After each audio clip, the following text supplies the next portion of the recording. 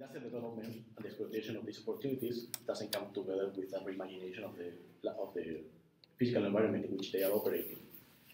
And that it's, in a way, like environmental damage, informality, poor sanitation, physical segregation, among others, have become the offspring of that development. And on top of that, the recent trend for reshoring of industries in Europe, of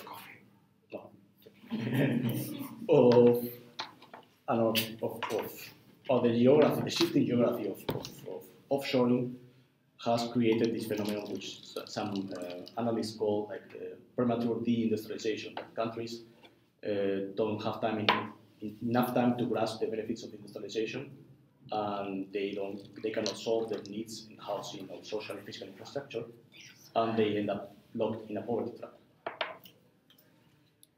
And given those conditions, one has to wonder if corporations or designers are doing enough of considering the reimagination of the way capital is operating on those environments. So my thesis departs from the idea that a critical reassessment of these historical precedents of interplay between industry and the design of modern spaces, built environments, may offer lessons that might alleviate the situation. And in fact, just as in the developing world today, overcrowding, congestion, air pollution, and waste were the result of the industrial development and the development of capitalism in the Western world. And beginning with utopian socialists, several visions have aimed at combining economic performance with improving the conditions of the workers. And although the end results are seen most often as environments for the control of and exploitation of labor, the truth is that the engagement of those corporations with the environment did make a difference for the workers. And given that rapid industrialization is posing to those emerging countries similar challenges as those in the past here, it seems reasonable to think that a critical view of those precedents may offer clues about how we could re-engage from the disciplines of design and planning into those environments of industry. Within that context, the project of Bata is, in my opinion, a paradigmatic example of welfare capitalism and high modern urbanism. It was built in the 1930s in different countries around the world and replicating a model of utopian model of industrial urbanism. They were conceived as complete cities, and their comprehensive planning was the result of the collaboration between the company managers and the most modern Czech architects and planners of the period, all in alignment with the development agenda of the countries in which they were based. In several sub-cases, the Bata project presents a multiplicity of adaptations to different contexts, which in a way share similar conditions to the ones today in industrializing countries. In addition, the 85-year period that has passed since the establishment until today and their spatial dispersion are, in my opinion, a good opportunity to test how this modern project has evolved in time under different conditions. So my thesis aims to answer the question of what can designers, industrial corporations, and even advocacy groups learn from a comprehensive assessment of the history and urbanism of the Bata Shoe Company with regard to reimagination of industry-sponsored interventions in the developing world today. And to do that, the thesis has combined a lot of study literature and archival materials, and also intensive fieldwork, photographic documentation, and interviews. So in this presentation, first I will go on the political and social economical conditions that saw the emergence of the company and of their modernist project, and then how the Bata system was translated into architectural and urban form in the city of Slim in the 20s. Then I will elaborate on why and how Bata's architecture and urbanism was then replicated in different cities around the world in the 30s. Then I will, this third part will deal with the evaluation of these satellite cities, which is the part I'm working currently, so the one that will probably will expect more feedback from you. And then, of course, some conclusions, which are also developing. So, the modern history of SLIN is linked to the figure of Thomas Bata and his business, the Bata Shoe Company. He was born in 1876, and he was part of a family of shoemakers. In a moment in which shoe manufacturing in the region was mostly handcraft. But at the same time, in some sectors, the Czech region was the powerhouse of the Austro-Hungarian Empire. 70% of the industry was based there. And several industrial exhibitions staged the emergence of a strong entrepreneurial class. And probably inspired by that, Bata, in 1894, he left his father's workshop and started his own business. But the beginnings worked hard, and he almost got bankrupt. And he realized that any successful entrepreneur needed some innovation. And so he traveled to America. After hearing the news from America were coming about the industrial power of that country, so he traveled to New England, which was the shoe center of America. And there he worked in several shoe factories and got acquainted with the new scientific management, the ideas of division of labor, mechanization, and also the new spaces of production, including which was the largest and most modern industrial building of the time, which was the factory of the United Shoe Machinery Corporation, which was built in 1906 of concrete and glass. Then he traveled again to America in 1913, at the moment in which Ford had already begun using the year in which Ford started to use the assembly line for the Model T, and already Taylor had published his principles of scientific management. Then, by a strike of luck, when in the war, Bata got a commission to manufacture boots for the army, for the Austrian army, and he did it in these buildings, which these multi-story brick buildings, which were built actually based on blueprints he had bought in America. So, due to that kind of new work, the company production increased a lot, employees grew, as you see, 10 times. New machinery came, new capital came, and the company became the largest shoe manufacturer in the Austro-Hungarian Empire. But when the war was finishing, he realized that he would need to be able to maintain this oversized machinery production in peacetime consumption. So he went to visit again Ford and the biggest shoe manufacturer in America, the Edico Shoe Company, which both of them had started these programs of profit sharing and also of some welfare for the workers. But the situation in home was harder than anything that could have been expected. The supply chains had been collapsed, and there was a scarcity of raw materials, and of course people didn't have money to buy shoes. So Bata had to fire almost half of his workers. But in that context of political, social, economical context, the president of the country, which was Masaryk, had been in exile in America during the war, and he returned with American ideas of scientific management and planning. And he aimed to transform and modernize industry and a weakened society, and to introduce and generalize the use of scientific management and planning for all aspects of life, not just industry, but also education and government. And part of his economic politics, including deflation, so he invited producers to lower the price so people could, in a way, increase consumption. And not many companies did it, but Bata did. And he lowered the price of his shoes by 50%. So this means scarcity. and so he's beating scarcity in a way. And then, but also he lowered the wages of his workers 40% as a way of like, it was he saw it as a necessary sacrifice for both entrepreneur and employee in order to save the nation. So it became like a state building project.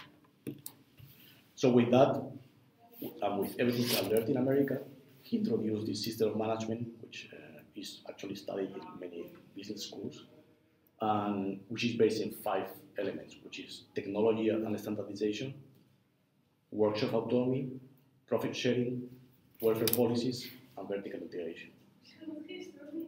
And in parallel to that, a building department was focused on architecture and city making, aiming at improving productivity, living conditions, and counteracting the low wages. Probably the greatest achievement of this building department was this, the Bata module, which is a 12 by 12 feet grid, which was based on the spaces of the New England factories. And its process of construction was totally normalized. The scheduling, the machinery used, even the laying out of the construction site was everything systematized. And it was the standard system that was used not just for factories, but also for offices, commercial houses, department stores. All the public buildings were built according to that model. And also within that standard framework, all these autonomous workshops were organized in the city. Many of those departments were focused on welfare policies and social engineering, because for them it was very important to create company culture and transforming lifestyles of people who came from a rural background.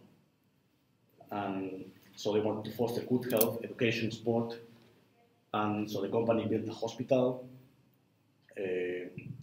large-scale sport facilities, which included things which for a rural environment were kind of luxurious, like swimming pools or tennis courts. So the swimming pool was right at the exit of the factory, so workers could, in a way, enjoy summer.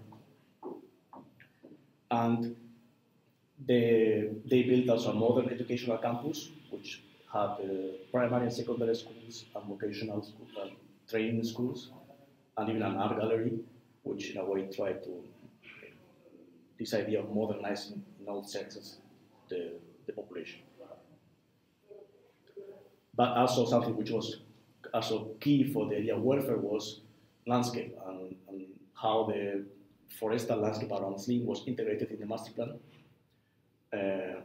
and large green area spaces were also part of the last master plan, and even farming and agricultural fields were also comprehensively planned. But probably the most, the biggest effort made by the company was the supply of housing for the workers, because there was a very urgent need to, like, as the company was growing, more people was coming and they need to supply housing. And the model they used was the idea of the individual dwelling or a landscape field. The idea that even in spite of being part of this massive conglomerate, people still held some sort of individuality in the personal life. But actually, there was a more subtle graduation of housing types, and it was not just single-family houses, but also semi-detached houses, 4-family houses, 8-family houses, dormitories, apartment buildings, all set in these sort of neighborhood units, of course, based on the ideas of Unwin and Howard. And of course, probably you might wonder how he could, like, of course, transform a city from the private sector. No? And the fact was that Thomas Bata became the mayor of the city in 1924. So by doing that, he also integrated the politics of the municipal policy in the factory management, and he could implement all the planning, all the plans without any contestation in a way, because he held the power. So he transformed the city and the infrastructure. And also, as the factory grew, also it got regional impact, and also regional planning was also integrated within the company. And a new regional area was formed around Slim, and railroads, landscape, water management, schools, and hospitals were also its design and its management was centralized in the company. And so Slim, which was a small provincial town, rural, became a modern city, which could have nothing to envy to the American models at all. And with a growing industrial population that grew in 4 years, multiplied more than 4. But in 1929, of course, the crash came, and that brought unexpected difficulties to the growth of the company, as new tariffs were set, and the company had difficulties in exporting and keeping growing its international business. And also, for the domestic market, Slim was growing too much, and it was at the point of becoming a way overcrowded and unmanageable. So the strategy that Bata followed was decentralization of manufacturing and taking the surplus capital to other locations, including other countries. And the idea was that this would facilitate, of course, Bata's positioning in other markets, breaking borders, securing raw materials for Slim, and also have access to cheap labor and cheap land in other countries. And the way that the strategy followed was quite straightforward. If you want to plan new manufacturing towns, why not just replicating the same town all over the world? So several industrial cities were designed at first, and by the company architect was called Francis A. Cajura. And this first attempt, the idea was more or less basically a rectangular grid in which just functions were allocated in a way through a gradient from the factory, replicating the working day. So we have Helmek, which is Poland, which you have some connection with. And then in these drawings, you can see like there is like a sense of bigness, like the city occupies the whole available land, and there's this kind of belief or like that the company would grow unlimitedly in a limited way.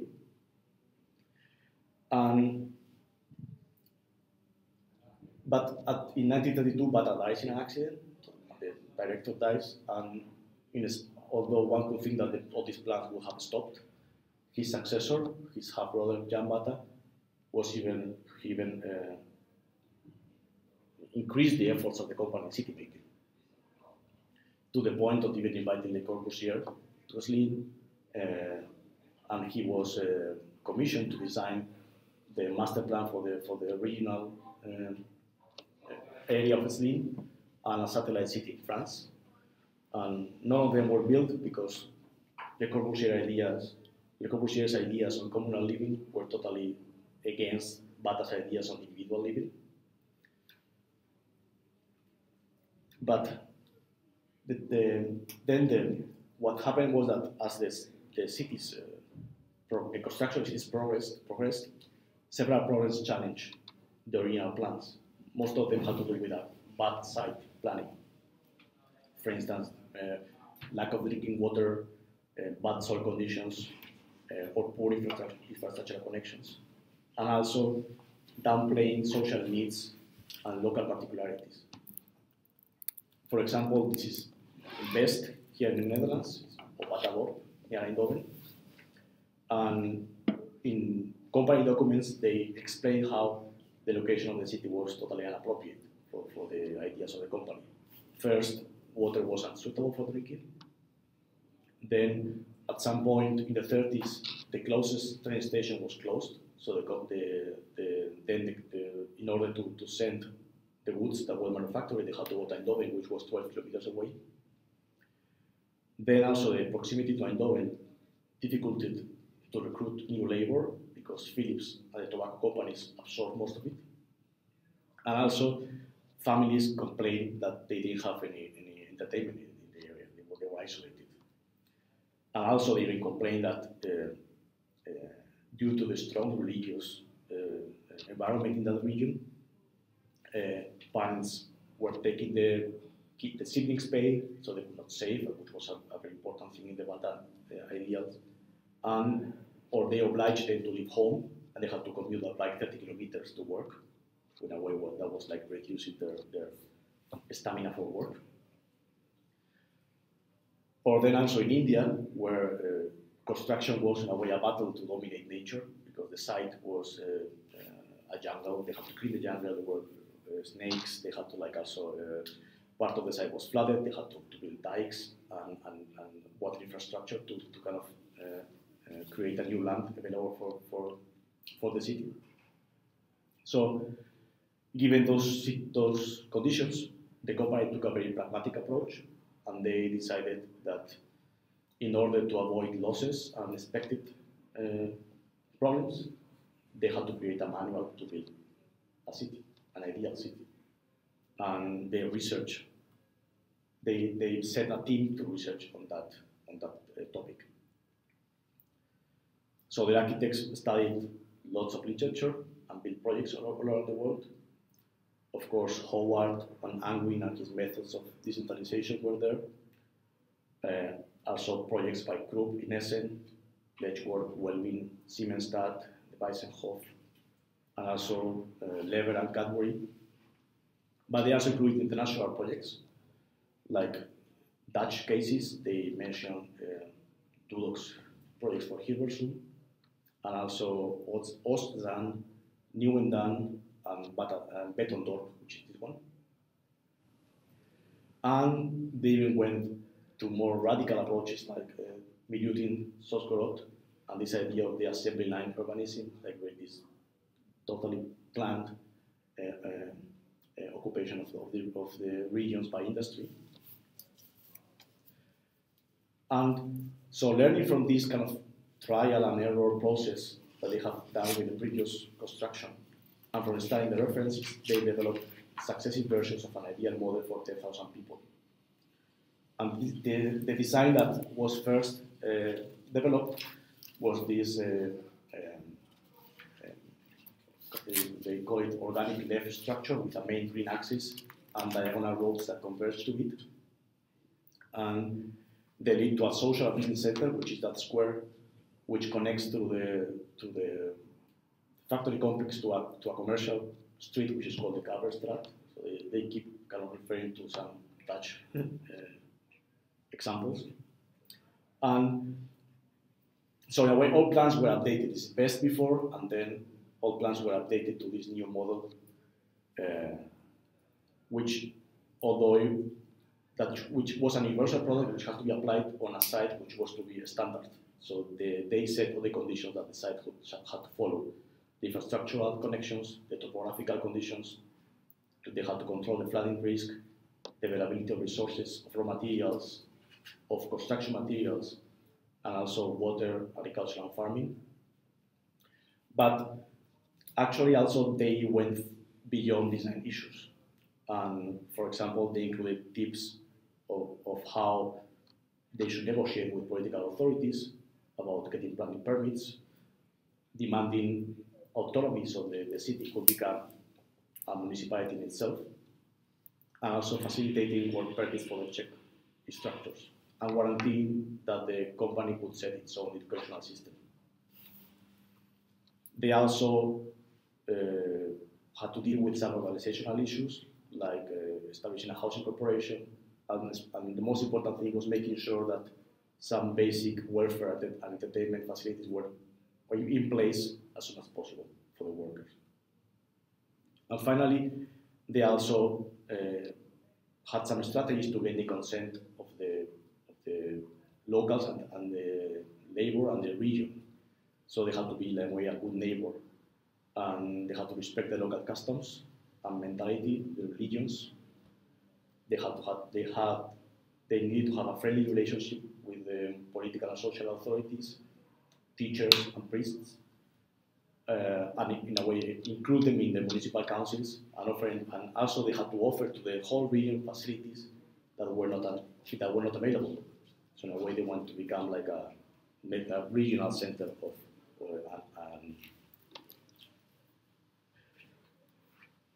then this model evolved. They kept working on it, and it was more influenced by Soviet planning and by Le Corbusier. And it was more based on the idea of this assembly line. So we see now here there is like a more clear division in programmatic bands for the factory, a green buffer, dormitories, apartments, houses, and recreation. And we see also like how this model was more a diagram that could adapt to topographic conditions. So, and dissolve the town in a way in nature. And also mass housing got much more predominance for accommodating the workers. And they were thought as these self-sufficient units in the landscape, which when the one town was finished and the population was full, they could build another one, creating these kind of patterns in the regional landscape. So over the 30s, these different types overlapped, and sometimes one town has different versions as the decade progressed. And even after construction had already begun. And so for the designers, this fast pace and the immediate tangible results was a perfect opportunity for learning and experiment with urban prototypes. So this, we can define this project as high modern in a way, because we have this use of modernist planning and design with the desire of transforming society. We have also the implicit support of governments, and also the control imposed by this kind of sophisticated system of management, which involve like urban life, and also taking advantage of weakened societies which were after the war, after the crisis of the 1930s. And in some way, we can always say that there's a sort of tragedy in the story, because behind this desire of transforming society and improving their conditions, of course, planners act in a way as gods over society, and with this global language, which was in a way a critical place. However, what is special about Bata, and is particular about this case, is that in World War II, all these towns were divided in two parts. So the communists nationalized half of it, and then the rest, the ones of the West, remained part of the company. So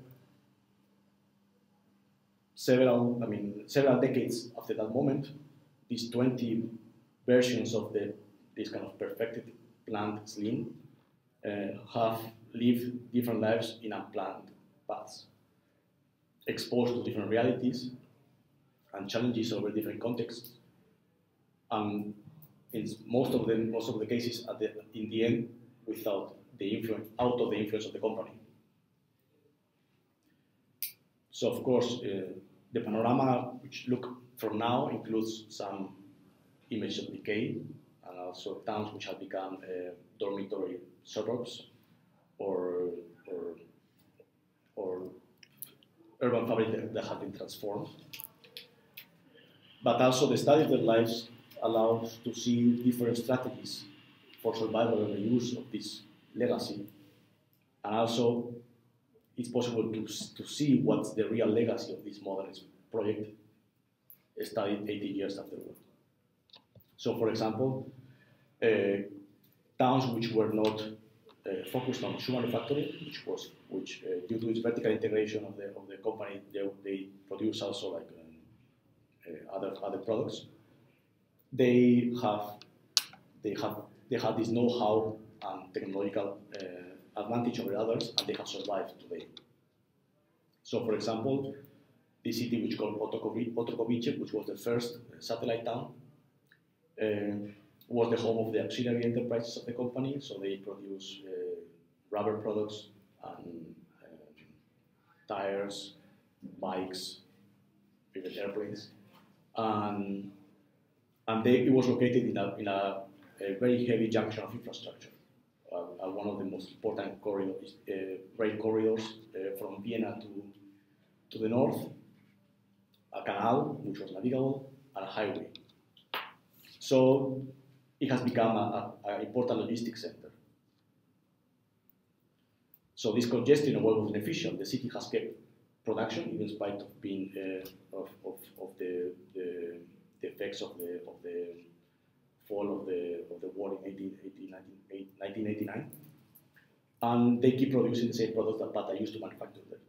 And the original urban form, in a way, has been well preserved. Otrokovice is home now of the largest tire manufacturer in Europe, and this has been included as a node in a pan-European corridor. So that anticipates further development and life for the city. In Ottawa, in Canada, the factory closed, and employment and isolation put in risk the continuity of the community. But they are working on what they said about the Ottawa Development Corporation, and they are working on a sustainable community plan to bring new life to the city and to make it a model village in a way, based on ideas of new urbanism and smart growth, and also bringing some light industry and IT business. But actually, what is the magnet and the kind of the star of the whole development is a ski hill which was founded by the workers informally, and that has become the real community center of the town, and what has kept in a way the community alive. Now the symbol of the development is the old factory, which will become apartment building. And the company, well, the developers have decided to demolish all symbols and references to the company, kind of that, so it doesn't objectify anymore the idea of the town belonging to a company.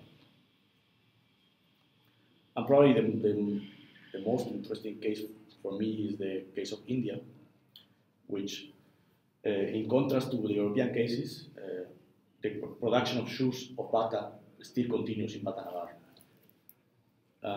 But what happened is that in 1999, the company wanted to get rid of the expenses of the town. It was a large company town, and they wanted to get to just focus on production.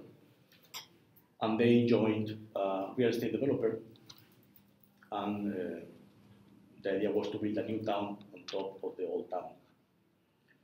And the new form of the new town is actually structured along the lines of the old town, because they have to make use of existing infrastructure, both access and also electricity and water and sewage. And most important, the design has to be determined by the existing nature in the town, because the environmental laws in Calcutta demand that the water bodies and the trees have to remain on site. So in a way, this Bata-made landscape is the thing that had to be preserved, and all the new town had to follow the regulation that imposed by that artificial landscape. The contestation with the existing population was prevented by relocating the workers in new apartments. So it's a company town in a way, and also by giving access to the workers and to the local population to the area for community use and festivals. And also they had to preserve the social infrastructure which was created by Bata. So the schools and temples have to be kept in the master plan as well. And so the old stock of housing is being demolished, but this kind of environmental and landscape legacy of the town is the thing that will be preserved.